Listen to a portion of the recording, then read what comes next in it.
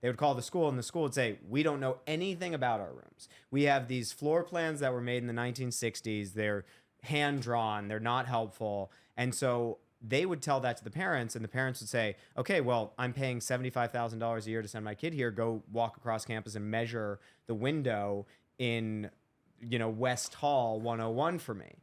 And then the poor administrator would have to go do that and come back. And by the time they get back, they have a ton of new questions. I just got off with Penn State, and they're like, we are getting 500 unique questions per day about specific questions about specific rooms.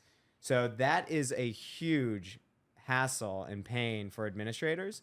And then for students and parents, not knowing what the space looks like during a very stressful life inflection point causes a lot of issues and unnecessary stress.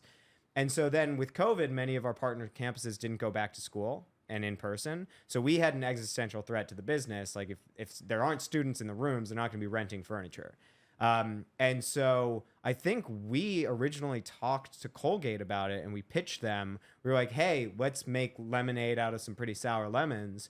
Let's come in with these fancy new cameras. Because right at the time, LiDAR cameras were becoming way more popular. And so like Matterport tours, virtual tours of apartments were just becoming a thing.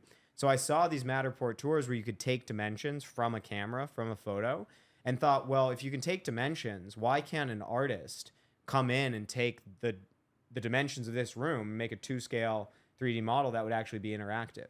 So we started talking to some of our schools about it because they had these empty rooms, and they had highly standardized buildings, where in many buildings you can capture 15 floor plans and satisfy 200 kids.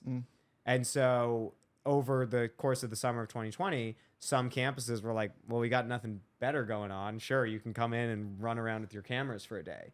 And so we started doing that. And now fast forward a couple of years, we've scanned tens of thousands of unique rooms and are working with 60 of the nation's best schools. Of the top